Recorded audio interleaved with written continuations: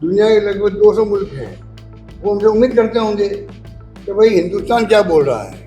हम किसी से उम्मीद करते हैं कि भाई रशिया क्या बोल रहा है, चाइना क्या बोल रहा है। दुनिया के 200 मुल्क हैं, अधिकांश मुल्क ये उम्मीद करते हैं कि हिंदुस्तान क्या बोल रहा है। हिंदुस्तान की वो ताकत है दुनिया के अंदर, क्योंकि डेमोक्रेसी हमारे यहाँ पर है। अब अगर उस वक्त में हमारी विदेश नीति अगर कंफ्यूज हो जाए तो ये देश का दुर्भाग्य है। आज भी देश को जरूरत कांग्रेस की है, कांग्रेस की नीतियों की है, कार्यक्रमों की, सिद्धांतों की है। यही देश को एक अखंड रख सकते हैं।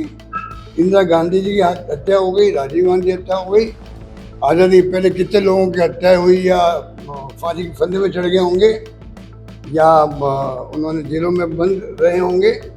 आज ये स्थिति है कि आज देश को जरूरत है कि कैसे देश एक रहे, अखंड रहे। कि आरएसएस और बीजेपी की इनको कहो भाई आप आज़ादी के पहले तो फिर खैर आपने उंगली भी नहीं कटाई, दुनिया जानते, आप भी स्वीकार करते हो। तो आज़ादी के बाद में आपका क्या सोच में, सिद्धांतों में, हिंदुत्व के अलावा हिंदू धर्म को भड़काना अलग बात है, हिंदुत्व के अलावा आपने कौन सा मार्गदर्शन दिया देश को।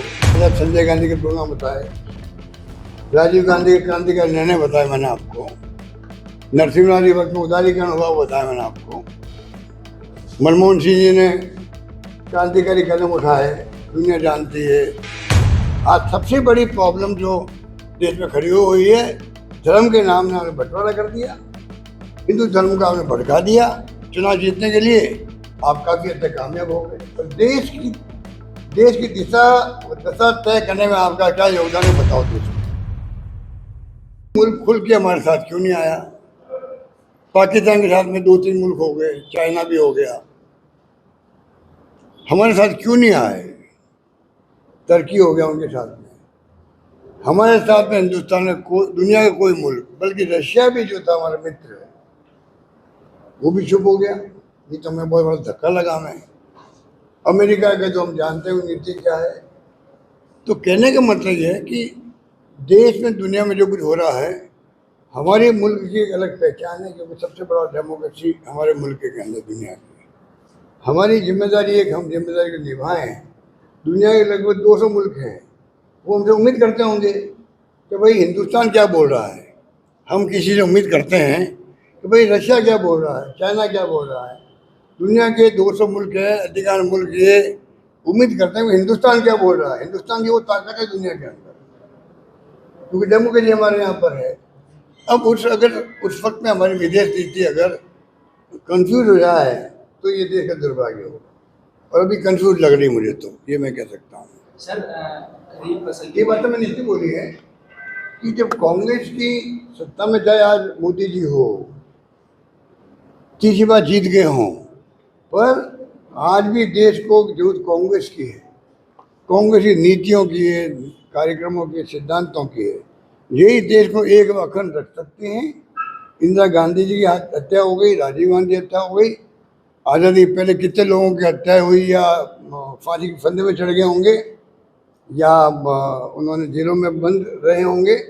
आज ये स्थिति है कि आज देश को जरूरत है कि कैसे देश एक रहे, अखंड रहे।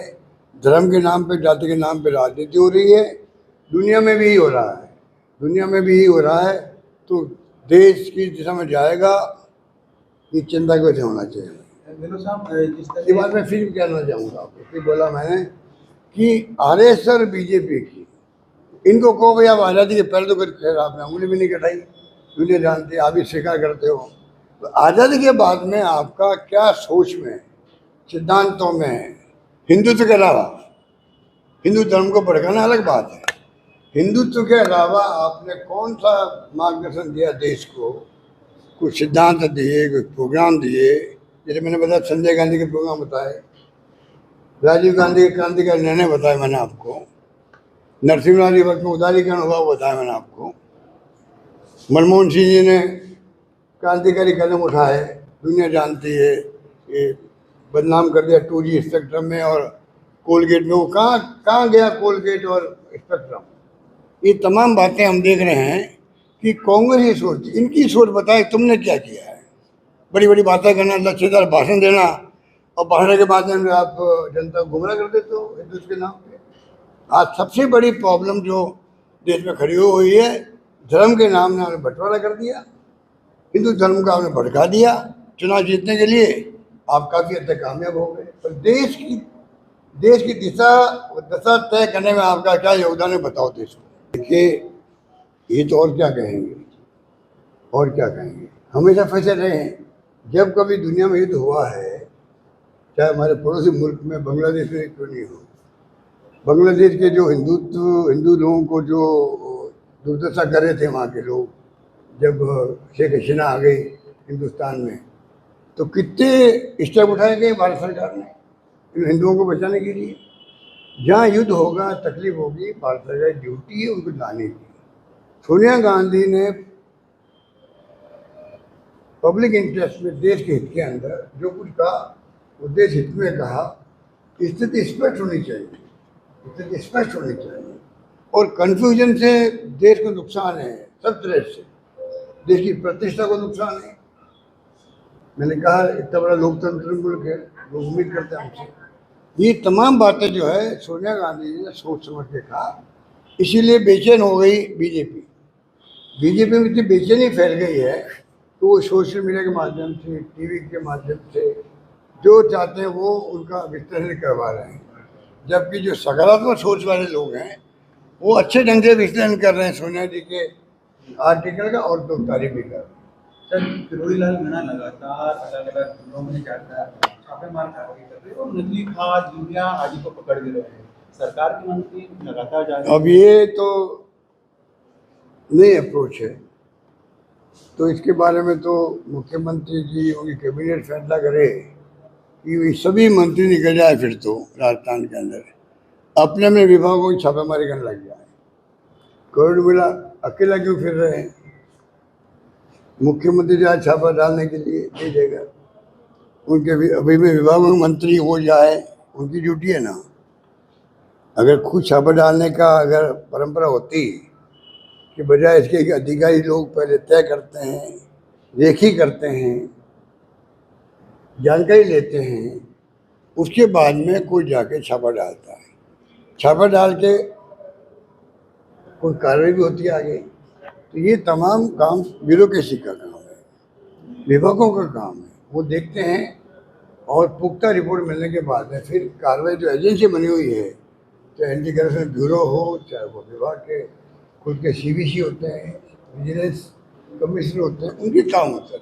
ऐसा नहीं होता कि मंत्री खुद जा करके या कोई इस प्रकार छापा डाले, उसके कई बार दुष्परिणाम भी आ जाते हैं, जो मैं अभी इसको बोलने के लिए उचित नहीं समझता हूँ। पर ये परंपरा मंत्री के लिए भी ठीक नहीं है जो वो कर रहे हैं। और ऐसे ही अगर वो तय कर लिया हो, हाईकमान ने दे दिया हो हरी झंडी, तमाम मंत्री एक साथ निकले, हर डिपार्टमेंट में कहीं कमी निकलेगी, तो फिर तो गुड गवर्नेंस हो जाएगी इनकी। अगर हर मंत्री निकल गया, मुख्यमंत्री निकल गए छापा डालने के लिए, क्योंकि थोड़ी है थोड़ी मीणा जी की, तब तो इससे अच्छी गुड गवर्नेंस क्या होगी राजस्थान के अंदर। तमाम विभागों के अंदर से कल्पना हट जाएगा, बेईमानी, मिलावटखोरी सब ठीक हो जाएगी, और नए रूप में रास्ता उभर के आएगा देश के अंदर। ये प्रयोग ही करना चाहिए, करके बताएं।